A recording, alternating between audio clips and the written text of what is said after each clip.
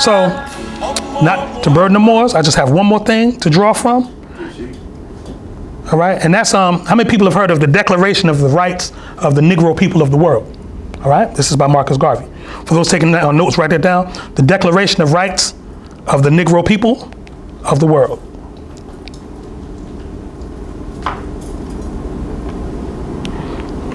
Okay, do something really quick. Declaration of the Rights of the Negro People of the World.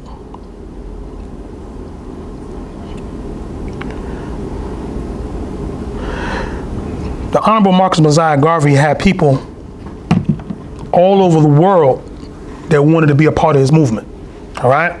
So in this preface right here, we're gonna hear, what led up to what I'm about to read to you, right? So it says, after fighting World War I, ostensibly to defend democracy and the right of self-determination, thousands of African-American soldiers returned home to face intensified discrimination, segregation, and racial violence. Drawing on his frustration, Marcus Garvey attracted thousands of disillusioned black working class and lower middle class followers to his Universal Negro Improvement Association, the UNIA. The UNIA, committed to notions of racial purity and separatism, insisted that salvation for the African Americans meant building an autonomous black-led nation in Africa. The Black Star Line, an all-black shipping company chartered by the UNIA, was the movement's boldest and most important project, and many African Americans bought shares of stock in the company. More selling stocks. Islam? All right? He says, a 1920 Black Star Line business meeting in Harlem's Liberty Hall brought together 25,000 UNI delegates from around the world and produced an important statement of principles, the quote, Declaration of Rights of the Negro Peoples of the World. So 25,000 different delegates came from around the world to hear what Marcus Garvey had to say about our condition. Islam? All right? Why is he the forerunner? Okay. This is the preamble to the demonstration. Preamble. Be it resolved, right? Now, those of you who know law, right, you'll recognize that he was on a law foundation. Now, granted, some of the language might have to be tweaked a little bit because the prophet wasn't here yet, okay? All right? But be patient.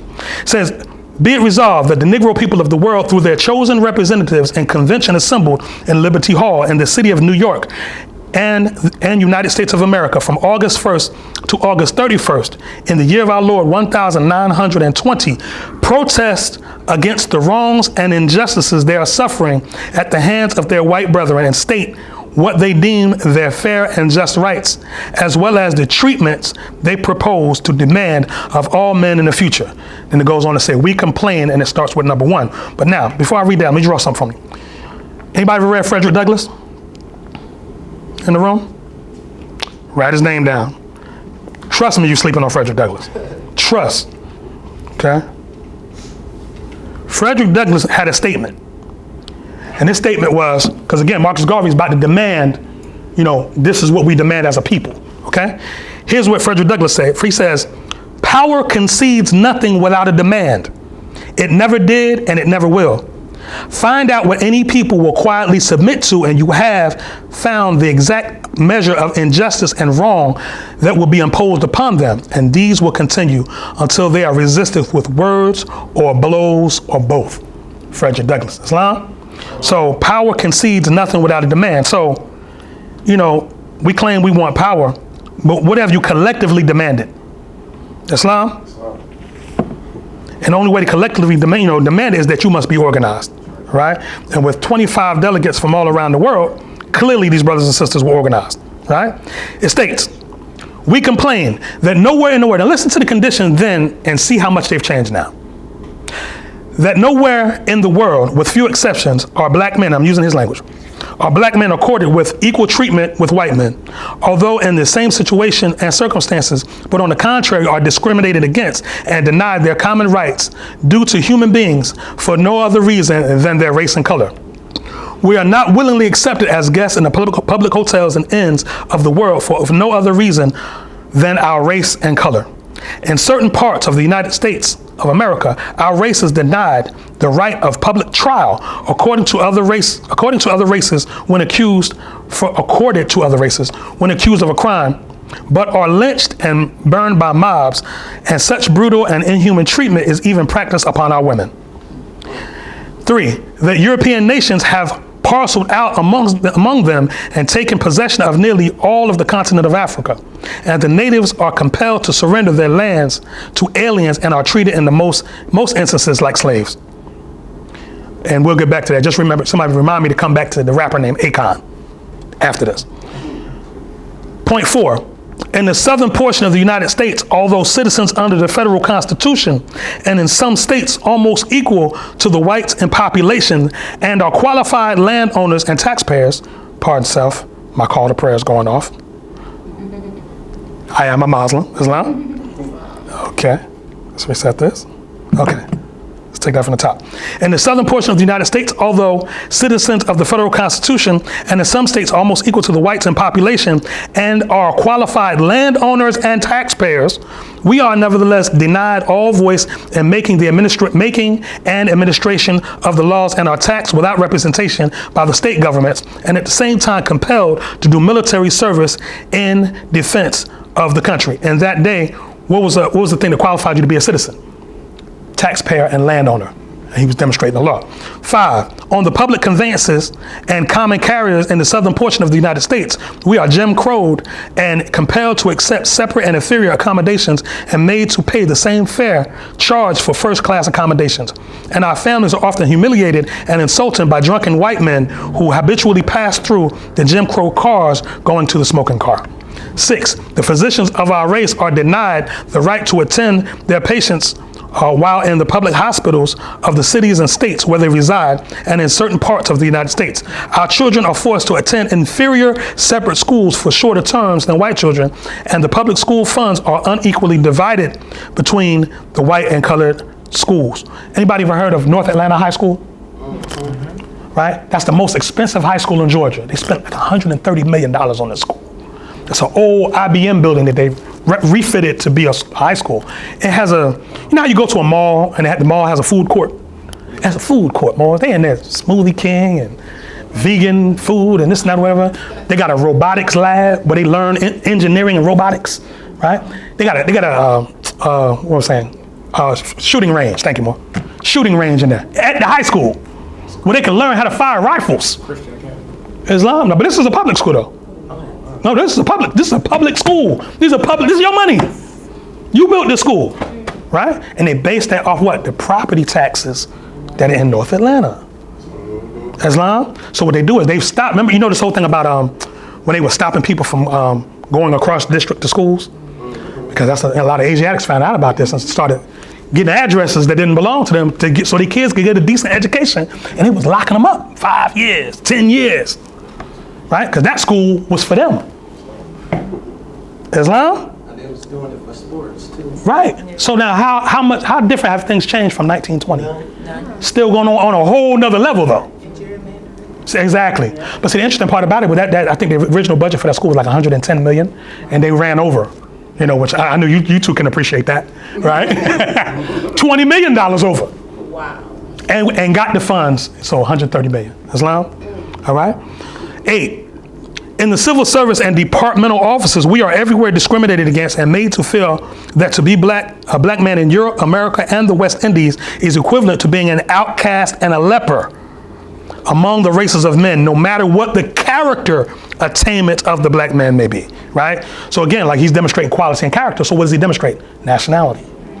Islam? All right, so he's not using the proper nationality. That wasn't his job. His job was to stir up, okay? In the British and other West Indian islands and colonies, Negroes are secretly and cunningly discriminated against and denied those fuller rights of government to which white citizens are appointed, nominated, and elected. That our people in those parts are forced to work for lower wages than the average standard of white men and are kept in conditions repugnant to good civilized tastes and customs. That's a certain nobility that he spoke from right there.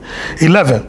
That the many acts of injustices against members of our race before the courts of law in the respective islands and colonies are of such nature as to create disgust and disrespect for the white man's sense of justice. Not his justice, but his sense of justice, because justice don't belong to him. But his sense of justice, how he approaches what he thinks justice is this abuse that we're receiving. Islam? 12, and this is the last one, and I'll leave the rest for your own study.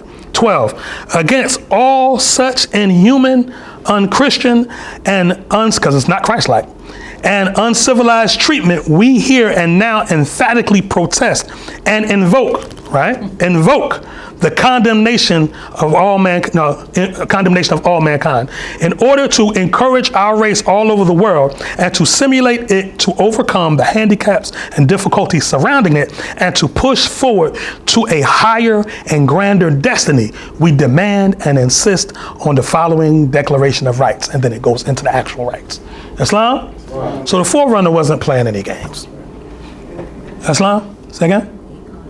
Yes, Akon. So before I get to that real quick, Brother Raphael, could you unhook from the speaker, please? And the speaker should still be on, right? Okay. Because I want to share something with you. How many people have heard Marcus Garvey's voice before? Anybody heard it? Okay. Now, ironically, I was listening to this earlier, and I had my phone turned with the face of it away, and my wife could see the screen, and she said, "Does that say 1921?" I said, "Yes." She was like, "Well, how do we have Marcus Garvey's voice, but we don't have the prophet? Why don't we have video of the prophet?" You know, there were video cameras in the 1920s, right? So we have photographs of our prophet. We have photographs of him when he was out in front of Unity Hall doing the work and stuff like that. Where's the video footage? Where's the audio footage? It exists, but who has it? Islam? But we'll get to that a little bit later, right? Let me see, make sure I'm on.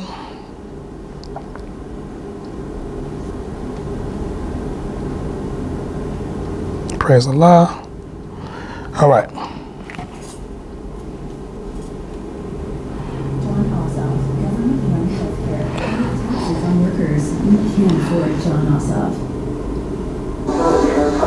Pardon the commercials, boss. Hello, Moto. All right, here we go. Now, hold on. Listen to the clearness and power and the holy zeal that the Forerunner spoke with. Hold on. Fellow citizens of Africa, I preach in the name of the Universal Negro Human Association and African Communities League of the World. You may ask, what organization is that? It is for me to inform you that the Universal Negro Human Association is an organization that seeks to unite into one solid body the 400 million Negroes of the world. With income of 15 million Negroes of the United States of America, with the 20 million Negroes of the West Indies, the 40 million Negroes of South and Central America, with the 280 million Negroes of Africa, for the purpose of bettering our industrial, commercial, educational, social, and political conditions. As you are aware, the world in which we live today is divided into separate race groups and distinct nationalities. Each race and each nationality is endeavoring to work out its own destiny to the exclusion of other races and other nationalities. We hear the cry of England for the Englishman, of France for the Frenchman, of Germany for the German, of Ireland for the Irish, of Palestine for the Jews, of Japan for the Japanese, of China for the Chinese. We of the Universal Negro Association are raising the cry of Africa for the Africans, those at home and those abroad. There are 400 million Africans in the world who have Negro blood coursing through their veins. And we believe that the time has come to unite these 400 million people for the one common purpose of bettering their conditions. The great problem of the Negro for the last 500 years has been that of disunity. No one or no organization ever succeeded in uniting the Negro race.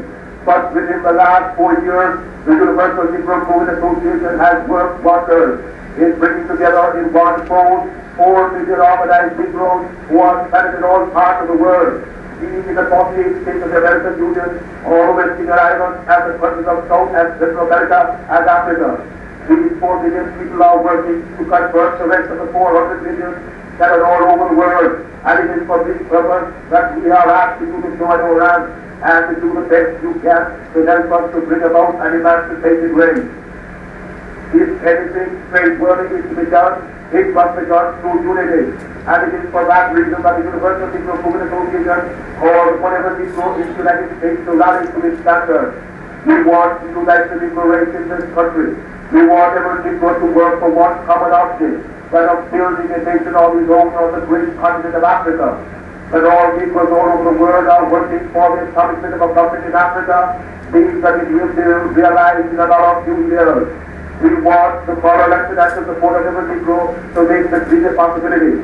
Already, this organization has established itself in Nigeria, West Africa, and is endeavoring to do all possible to develop that Negro country to become a great industrial and commercial commonwealth.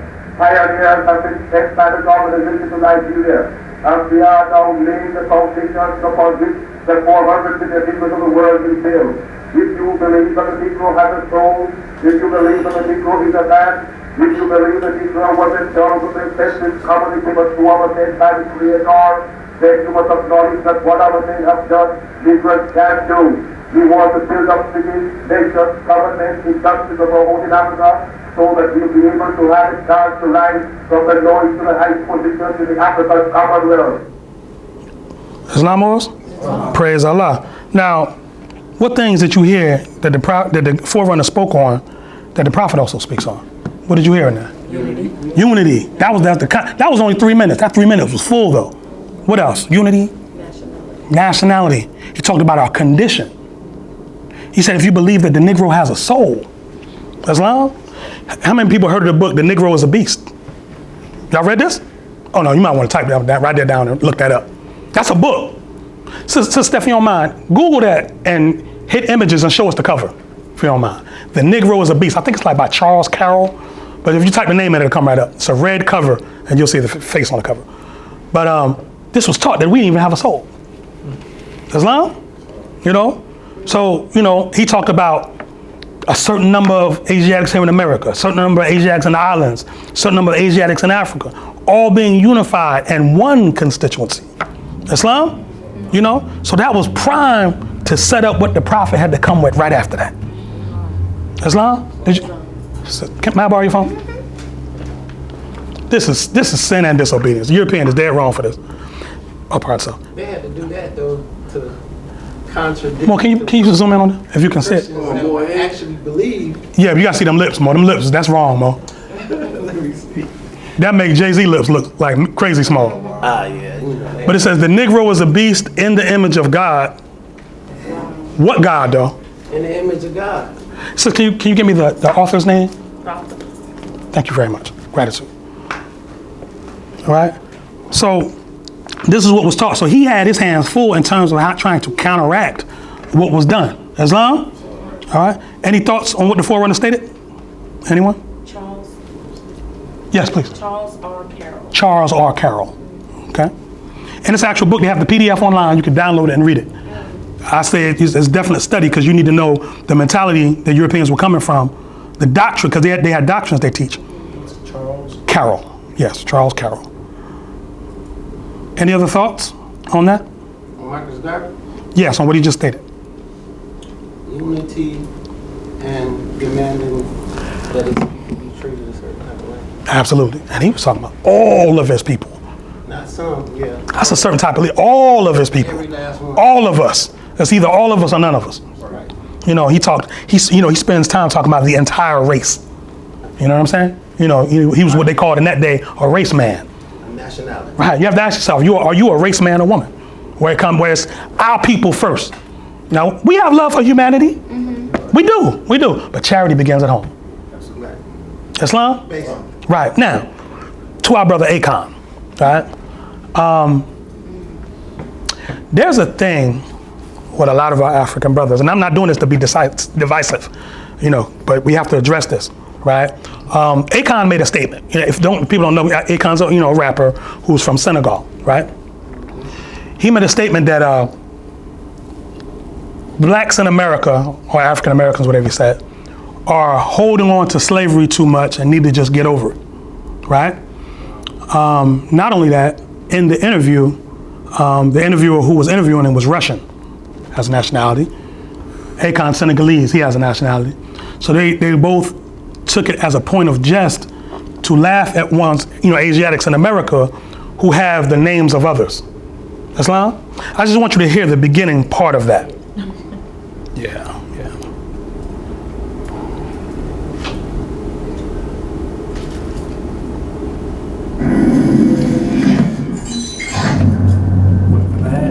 Yeah, it's crazy, man. How do Senegalese really feel about slavery and what happened? Because, there are a lot of very foul people involved in the slave trade. There was, of course, Europeans, Jews and whites were involved, but, Africans were involved in it as well. They were selling off their enemies, the enemy tribes and making their money and so forth. Like, how was slavery really looked at out there? Well, in Senegal, we've kind of overcome the thought of slavery. We don't even think about it. Only time we think about it, honestly, is when we're doing tours at Murder Island. The slave dungeon. Outside of that, people have lived and moved and way beyond the slavery concept and idea in mind state. Right, because in Senegal, you actually know your history. You trace your family back 100 generations, whatever else. You still have your names, your real names. Your name Johnson, Jackson, Washington, and all the other slave owners that were the presidents who had slaves during that time, Jefferson, and so forth. Yeah, but you guys actually have your history. That was the whole thing of walking around Senegal. People just felt, it was the first time I felt black people just felt comfortable and with no type of disease.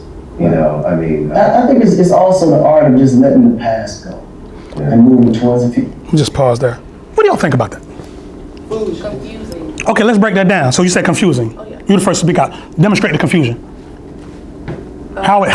Well, first, if you don't know your past, you don't know where you're going, or you don't know who you are. Islam. You don't know where you're going. But just the fact that we don't need to worry about the past, it's like, wow. How do we even move together as a unit, for the future? Islam. Anyone else? Brother Quilla? I wanted to make a comment too, because I was talking to a gentleman a couple of nights ago, and he was asking me, he's actually the former governor of Tampa, Florida. Oh, Islam. And, yeah, he was, because he's a European, but he was really wanting to know, to help to understand about Asiatics and just the world. And he said, well, how much was taken from Asiatics before slavery, during slavery, after slavery? I told him, I said, everything was stripped. Islam. And he said, just like, wow, everything was taken. Black people, yes. And for Akon to say that, and for him not be looking at what actually really happened, of course he wouldn't be able to know because he did not, his generations may not have experienced the same thing like some Asiatics here, but for him to say such a thing, he just doesn't understand really what has been taken, because like you said, you mentioned he can be able to go and trace his name and the understanding of the meanings of his culture like that, versus Asiatics here. They don't have the same opportunity. Islam. Brother Travis. First and foremost, I rise and give praise to Allah.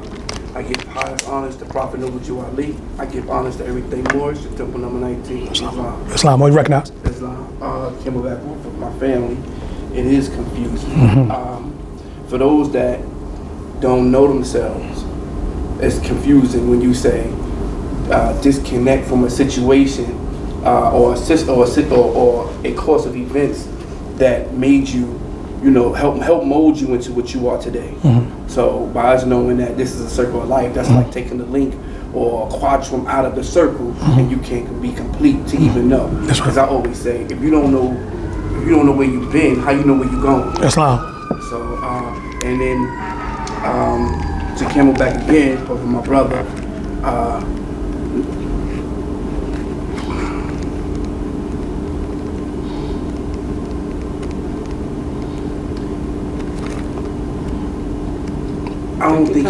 I don't think he has the position. Let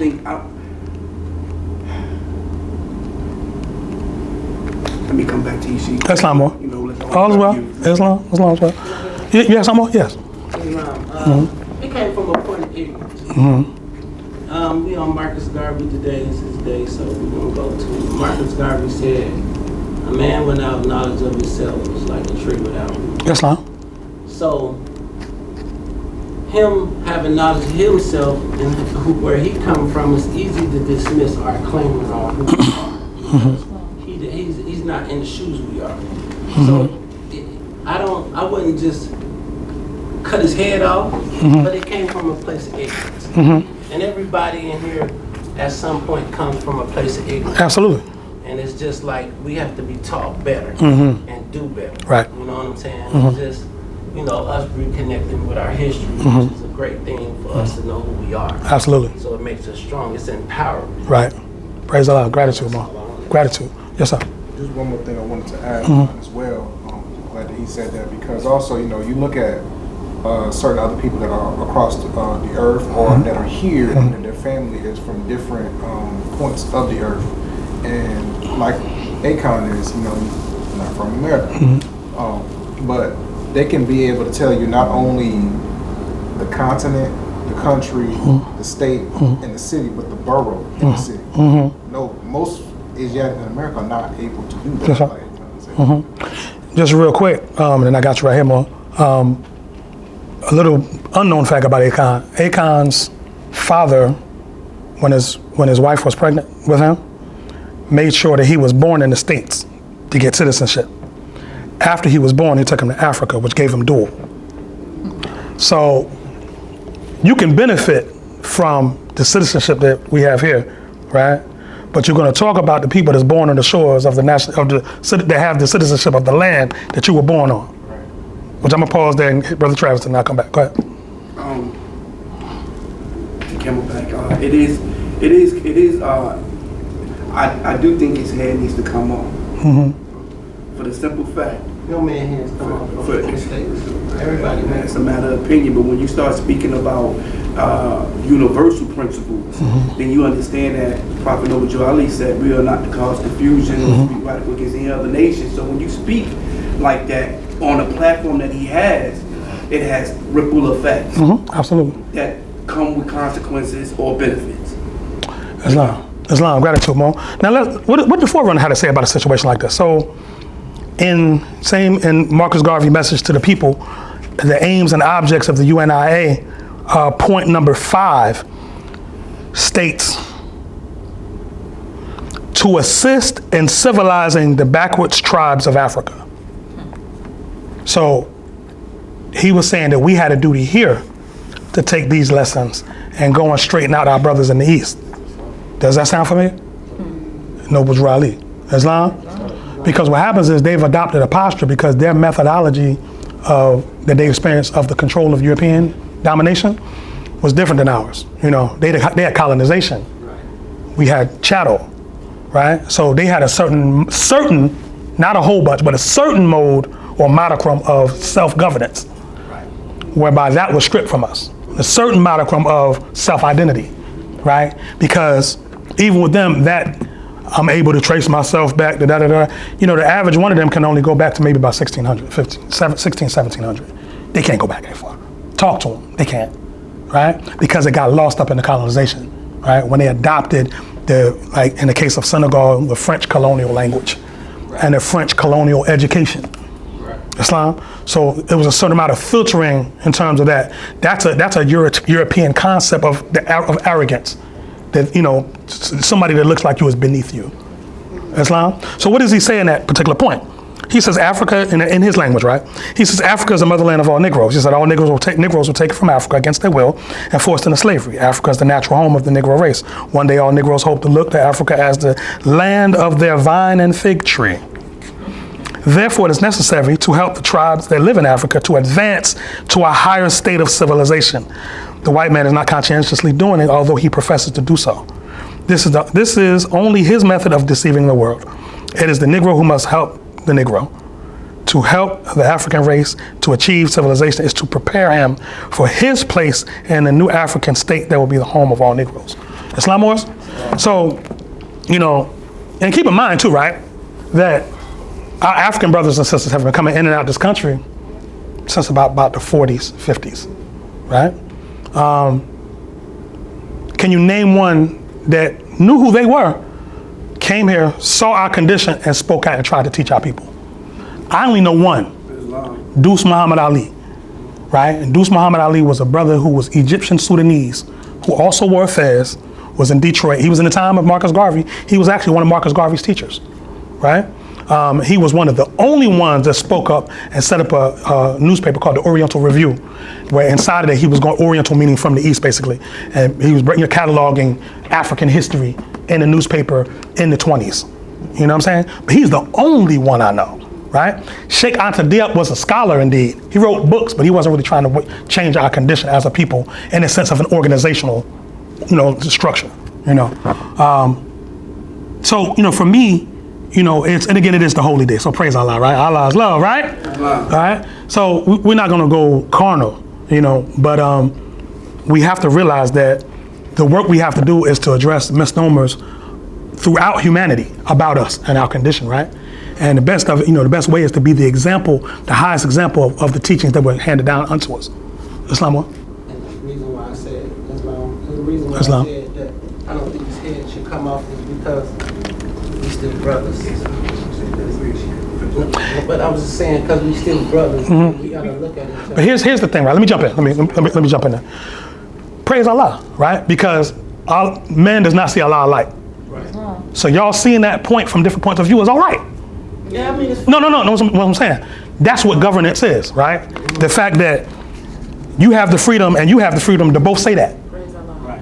You understand what I'm saying? But see, what happens is, because we've been out of the sync for a while in terms of ruling, if someone has a different opinion than us, it seems odd. Because we have a tendency to think that unity means that we all have to agree on the same doctrine, and that's not unity. It's not unity, real quick. I know I have students of history in the room. If you're a student of history, there has never been a time in history where we all believe the same thing. Even Egypt, ancient Egypt, where we built pyramids, temples, and statues 100 feet high, there was different priesthoods that believed totally different things and went to war over their beliefs, right? So we've had that. Again, that was a part of the condition of the fall, right? But at the same time, it's like, in our coming together and our rising again, we have to leave room. And I'm not just speaking to you two, I'm just speaking like in general, right? We have to leave room for a difference of opinion. Like that person's customs about what civilized him or her might be different than mine. But it civilized them to a degree where that we can have a civilized discussion. So who am I? Because again, to take something from someone, you have to provide something with equal or greater value. Think about that now. To take something from someone, you have to give something of equal or greater value.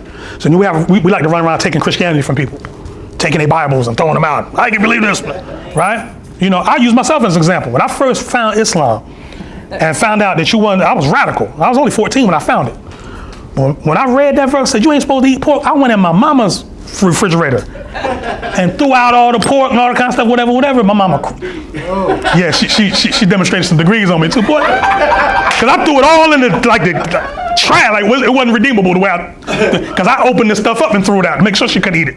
So I cut the package open and then threw it in the trash can, right? Oh, she demonstrated, oh man. We are for love, truth, peace, and freedom, but when these principles are violated, justice must take its course. I'm thinking I'm doing good. I run to my imam at the time mad because she beat me, and I'm telling my mom beat me because I threw out all the food and all the pork in the refrigerator. He said, well, brother, she was supposed to beat you. I said, Imam, how can you say that? He said, did you put anything back in the refrigerator? I said, no, sir. He said, that's where you were wrong. Islam, equal or greater value. Right? So you got to make sure, so when you run around, you're not Negro, black, and colored. What are you providing in replacement of that? That's going to work off of, that they can eat off of. Not a theory or philosophy, and I'm not saying, I know what the prophet has said is right and exact. I know resurrection is fact because it resurrected me, right? But just because it resurrected me, the way it was handed down to me, that methodology might not work for that person. You see what I'm saying? So we have to, have that and understand that that's, pretty much Brother Raphael's demonstration. Take something away without giving something back. Of equal or greater value. Let me get the sister, then I got you, Mo. Islam. Two things. Yes. Definitely. What you said about the thoughts, their opinions, this demonstrates Allah. Oh, that's beautiful. Absolutely. Outside of the box. Yeah. There's no boundary. None. Right? None. But also, I want your thoughts on the belief state, because do Do we stay in a belief state long? Yes. Yes. Not necessarily. But here's the thing. So the prophet says belief is first. Right. Right? But just because you go to faith doesn't mean you still don't have beliefs. Just because you go to the faith stage doesn't mean that you no longer have beliefs.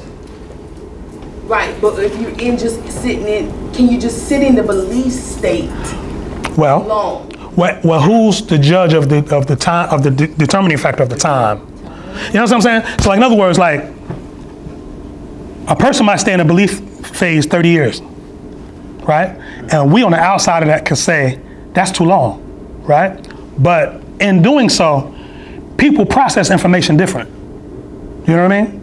So in other words, it's like, just because we're able to, like, in other words, you who are in this room right now, you constitute like the scholars of our race. Because you can sit, you have sat for 2 hours and listened to somebody talk and stayed engaged. You know, the average attention span is only 4 minutes long nowadays. Y'all know this, right?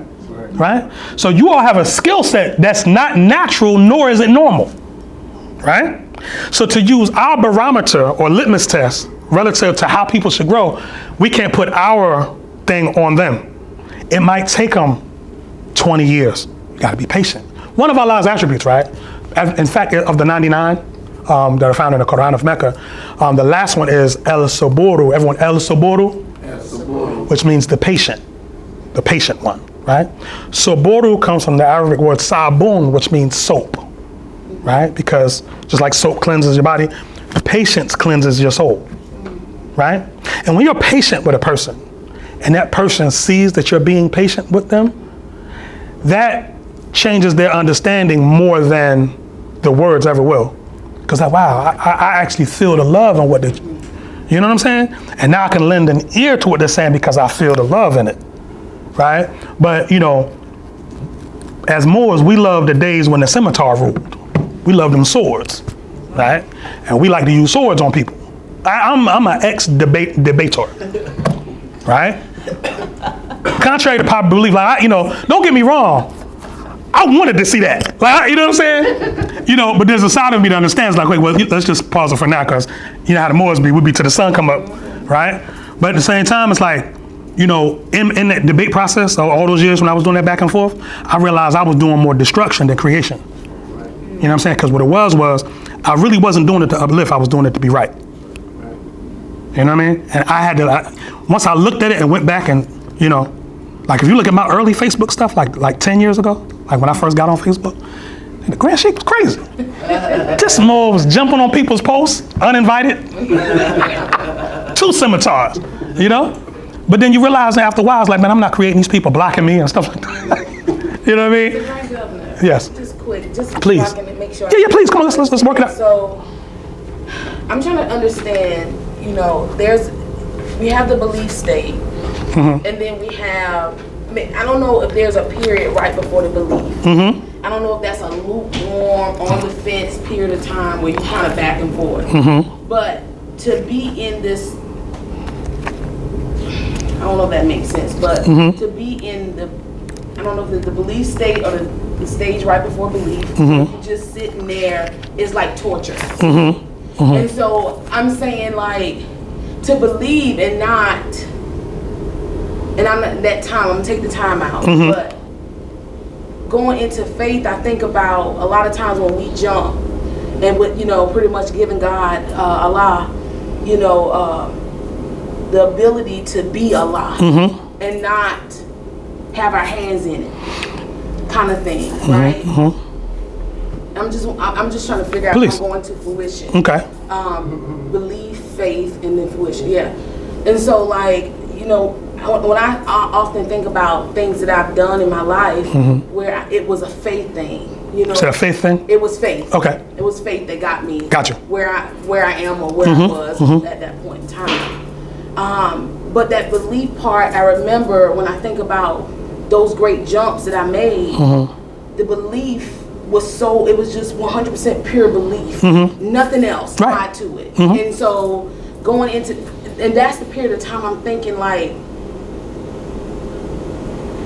is it's that belief state, and I'm trying to take the time out, but it just seemed like it's a torturing place to be without using all the things that goes with that whole package. Right. Belief, faith, and intuition. Well, and I want to demonstrate that from the prophet. But I'd like to say really quick is that, one thing about faith, that's interesting is that faith deals with a lot of faith deals with knowledge, right? Faith deals with evidence and substance. The even Bible says that, right? But, the interesting part about it is a lot of times with Allah, because Allah is all, and Allah doesn't deal with things, Allah is not time, right? So Allah's sense, and I only know this from the revealed word, Allah's sense of when you should know something, radically different than when we think than when we should have it. You know what I'm saying? And a lot of times, when we start believing in a particular thing, that is if that thing is good, because you can have belief in many different things, right? But if that thing is is of a high purpose, right? You start believing in it. A lot of times, that belief in it is an inspiration from Allah. It's a nudge, right? It's just a nudge, right? Because again, right? If you're not used to dealing in those energies, to give you more than that would probably drive you crazy. You understand what I'm saying? I'm just talking about myself. Yeah. Self, Right. Belief in the Allah in you. Right, your own abilities, right? But that's what I'm saying. But even that's not an external function, right? Because that's happening it's a process that happens internally, right? So to even go a certain way, right, or to be in a certain relationship or a certain business venture, before you know a person or before you've done business with a person, belief is what guides you there, right? But then it's through the unfoldment of it and through those internal processes working as it reveals itself, then you can begin to put a little faith in it once you acknowledge the cycle age. You know what I'm saying? The repeating cycles of it, you can begin to understand it and say, okay, this is similar to something else. So now I can put a little more faith in it because I remember how that worked out, or it didn't work out. I know how to tweak it to possibly do better. But see, with belief, you hear a lot of words like maybe and possibly and if and so on and so forth, right? Here's what the prophet says. He says, salvation, and this is chapter 7, salvation is a ladder reaching from the heart of men to the heart of Allah. It has 3 steps. Belief is first. This is what man thinks perhaps is truth. And faith is next. And this is what man knows is truth. Fruition is last, and this is man himself, the truth. Belief is lost in faith, and in fruition, faith is lost. And man is saved when he has reached deific life, when he and Allah are one. So in order for the previous to be lost, because it gets lost through its unfoldment into the next phase. You understand what I'm saying? But yet and still, that doesn't mean that you won't utilize belief again. Belief is a tool. Belief is a step, right? So if you've gone through, in other words, 1 + 1 is 2. We learned that in what grade? Kindergarten, right? Okay. So you went through 12 kindergarten, which is pre-K, Mo. You was advanced, Mo. You Gemini, Mo. I'm a Libra, Mo. It took me a little while, Mo. I think I was struggling in 1st grade. I don't know. I'm just be honest. Mo told me right? he grew up in Birmingham too. Yeah, he's on, Mo. But he was just bragging yesterday about he was trigonometry and all. You know what I'm saying? It is what it is, right? But you learned that in pre-K, arguably, right? But you went through 12 years of school, maybe college. Then still, if it comes up, you can still use that function, right? Even though you're not in kindergarten or pre-K or 1st grade anymore. Islam? So it's, same thing. So belief has a powerful purpose, right? But the only thing is, relative to not staying there too long, you just have to be patient with Allah's process. You know what I'm saying? And to not buy into delusions and the falsehoods, because the falsehoods a lot of times, can, that's not always the case, but can make you stay somewhere longer than you should because of fear of the next phase. You know what I'm saying? Because when you know, there's responsibility there, because now there's accountability. So now I can hold you to account because you're supposed to know better. You know what I'm saying? But if you just believe, the person in the belief phase, you ain't really hard on them. You kind of, suggest here and there, and you back off, right? But a person that's fake, because faithful is loyal, right? So if you're loyal to something, that means you understand what that is, as someone who's performed obligation ceremonies, marriages, in Islamic marriage ceremonies, we do a lot, before you get to the I do. We're making you understand what you're getting into, the vows that you take, right? I have a wedding to do in September 26th. The couple that came up from Columbus, Georgia, they're getting married. So inshallah, we see if we can bring the temple down, right? Represent. But the point is that, to make ones know what that vow is and how sacred it is, Islam. So, to make them realize that by you taking this vow, you're saying that you understand that you're at the faith stage at that point. Belief was the courting phase, if there was one, right? Which Islamically, we have a tendency to stay there a little too long. We like that belief phase when it comes to relationships, we love it, because it's comfortable, you get that comfort zone, right? But then the faith is the next phase, right? But then, that fruition piece though. That fruition, like most of us are not there. Most of us, I'm not there. I'm not, because there's certain things that I know that I still have to unfold on. And if you're honest with yourself, it is what it is, right? And Allah says in the Quran of Mecca, He says, with certain people, He places a seal on their heart. So you don't have access to certain things until it's time. Right? So at the end of the day, we say, our forefathers used to say, Kulli shay fi yadillah, which means all things are in the hands of Allah. All things. Kulli shay means all things or everything. There's nothing that you can mention that ain't in Allah's hands or isn't, right? So the reality of it is more is, again, be patient and merciful with yourself. We hard on ourselves. We hard because we feel like we should be, we set these goals, right? I should be here. Who said that? You said that. Allah ain't say that. So why are you doing that statement? Allah says He'll never place, something on you greater than you can bear. But we put things on ourselves all the time greater than we can bear. Islam? So be merciful to yourselves, Moses. You know what I'm saying? Allow that process to, wherever you're trying to go, if it's meant for you, you'll get there and you will have it. If it ain't meant for you, there's nothing you can do to have it. And that really is a caveat emptor, because if you get it, it says, Allah says in the Quran of Mecca, He says that, perhaps something that you feel is good for you is bad for you. You know what I'm saying? And something that's bad for you that you think is actually good for you. So it might be somebody that you can't stand, right? And let's say you don't like to be in their presence. But Allah say it's good for you to be in their presence, because it teach you a lot about yourself. Boy, Allah, when you get into Allah, really, woo, that thing powerful. Islam. Yeah, Islam. It's so funny how the lessons of the Prophet trickle on down Islam. to mere cliches and quotes. The grass is not as good or greener on the other side. That's like the same spirit. Right. In other words. Right. So, maybe the ancestors was coding the lessons on what we should have talked about, what we should have taught eons ago. Absolutely. And and again, just remembering, and I'll say this and I'll lower the meeting, just remember that this whole movement, all these movements are about you mastering self. And if you can master yourself, and I can master myself, you can master yourself, when we come together, it's common sense that things will work. Because there's an understanding, right? And the Prophet called it the uniting of the Quran of Mecca, right? Love, truth, peace, freedom, and justice. Because when your higher and lower self meet, right, and understand one another and work in harmony with one another, because believe it or not, I'm gonna say this, it's gonna sound bad on the holy day, but on the plane of the manifest, you need a lower self. Y'all know that, right?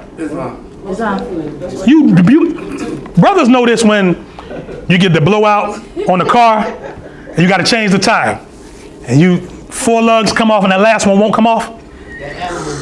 Try to be in your higher self and get that lug off all you want. Ain't nothing happen. But what happened? I call him little man. You let little man out for a little bit. Then you put him back in the cage. Right, you know what I'm saying? It's there for a reason. See, like, you know how we have all these laws for the spiritual realm? Do we know? Y'all know it's laws for the manifest. Right? Remember when the prophet says, and then survival of the beast became a law. Remember that? So you have to know the laws of the manifest as well. Right? But us being religious and spiritual people, a lot of times we forget that there are rules there. Right? That's how we lost the ability to know how to govern, because ones that had the totem energy of wolves took political office. You know what I'm saying? And became predatorial in their passing of legislation. Islam? So. Isn't that religion? Say again? Isn't that religion? Isn't what religion? The laws of man. So, it depends on what laws they're established, because there are wholly secular governments. Now, like in other words, in a secular government, you have a law like murder is illegal. but the murder is a legal concept comes from older ancient religious laws. So the oldest laws that were set up were all religious because all governments in the ancient world were divine and national, right? The concept of the secular law doesn't come to post 1700s AD. It's an experiment. As we see how that's working, it has its flaws, but it's set up for ones who are of religious organizations to advise ones who hold secular office. So in other words, there's no religious religion first. Right. So there's no religious test is required. Yeah. But if you're, let's say if you're a minister or something like that or whatever, and you get cool with a congressman or, city council person, alderman or whatever, you can advise them, I think it would be morally correct and sound to do such and such and such. And you might quote from your religious text, right? And they might adopt that and they'll use the language of it minus that it came from the Quran. Right. Or that it came from the Bible. But you'll take the morality of it and use it. Islam? Does that answer your question? Praise Allah, praise Allah. And with that, Moors will lower the meeting. Islam? Islam. Noble Drew Ali founded home office, Chicago, Illinois, March 11th, 1929. A warning from the Prophet to be read in every meeting. I hereby inform all members that they must put an end to all radical and agitating speech while on their jobs, homes, or on the public streets. We advocate peace and not destruction. Stop trying out your cards with the Europeans, for it causes confusion. There has been much confusion caused by members trying out their cards. The cards are for your salvation. Failure of obeying my orders will be of severe consequence. We are for love, truth, peace, freedom, and when these principles are violated, justice must then take its course. Any member or group of members that seek to hold malicious feelings towards the temple or the prophet or to violate the divine covenant of the Moorish movement will receive their reward from Allah for their unjust deeds. All true Moors must obey the laws laid down to them by their prophet, and if they lose confidence in their prophet, give up your card and button, cease wearing your turban or fez, and return to the state where I, the prophet, found you. For this is a holy and divine movement founded by the prophet, Noble Drew Ali. And if the prophet is not right, the temple is not right. The prophet is sending out a divine plea to all true Moorish Americans that they may do their part in protecting their prophet and the temple. This is an everlasting movement founded by the prophet through the will of Allah to redeem his people from their sinful ways. Peace. Noble Drew Ali. Islam? Islam.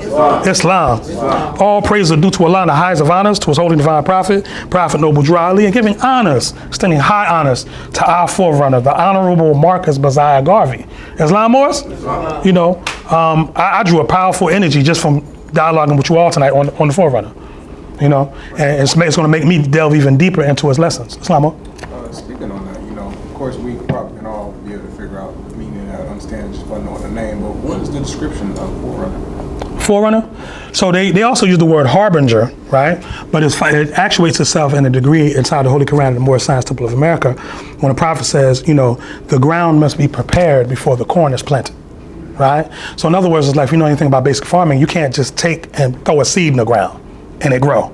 You got to turn the soil over and all that. It's a whole process to it before you can actually put the seed in the ground for it to grow. Right? So that's what Margaret White says, he was sent to warn and stir up the nation. That stirring, it was him tilling the soil. Right? He had to stir the hearts of the people to get them aware.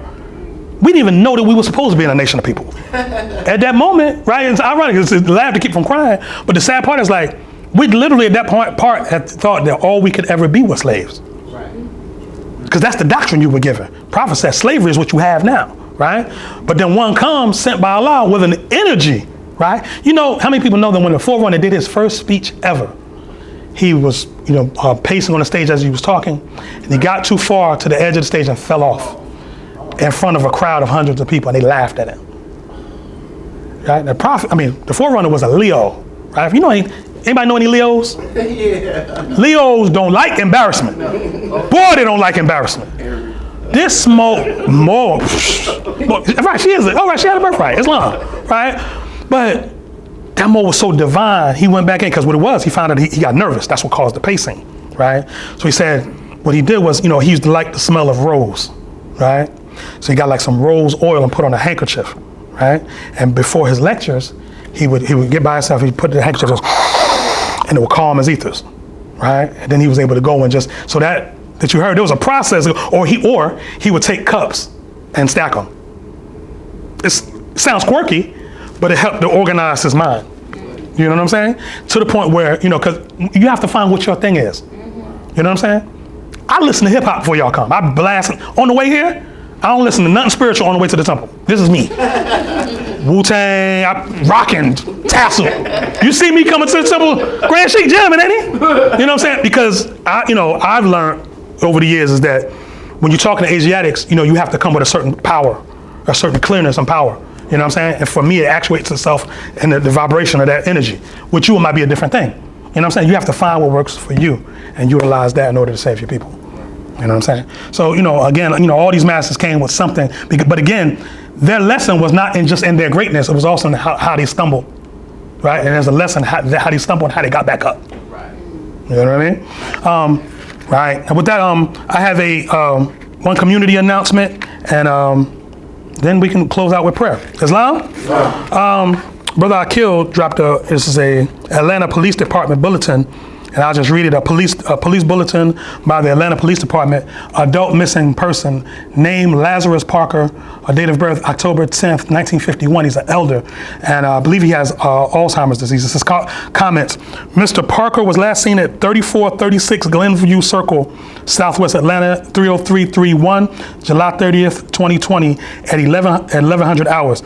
He is being reported missing by his son. If any information is known on his whereabouts, please contact 911 or the Atlanta Police Homicide / Adult Missing Persons Unit at 404-546-4235. Again, 404-546-4235. And it's believed that the elder has Alzheimer's disease. Right, so he's probably wandering the community. But this is Mo, could you zoom in on this, please? And we'll get some video of this, and then we'll circulate the video of this. So if anyone found our elder, that we can find him and get him back to his family. Islam? All right. We good, Mo? Praise Allah. And this is the elder right here. So if y'all see this elder, I wouldn't say approach him and put your hands on him. That's not a good idea. But maybe follow him for a bit and get the 911 on the line. Yeah, and give him the block that you're at, so they can they can dispatch someone. Islam. And tonight we didn't take collections, but after we close for prayer, we have the basket. We if one can drop something in the basket to help our movement, and so I can be the message that I bring, I put mine in first. Islam, Moors? All right, and with that, we'll lower the meeting. We'll close the meeting. Islam? Everyone please rise, face the east, right ahead of you, and we will close with prayer. Please hold your feet at a 45-degree angle, standing on your square. Raise 5 on the left, 2 on the right, invoking the sacred presence of 7 Elohim that created everything that ever was, is, and evermore to be. Please repeat after me. Allah, the Father of the universe, the Father of love, truth, peace, freedom, and justice. Allah is my protector, my guide, and my salvation, by night and by day, through his holy prophet, Drew Ali. Amen. Islam, Moors? Praise Allah. Islam.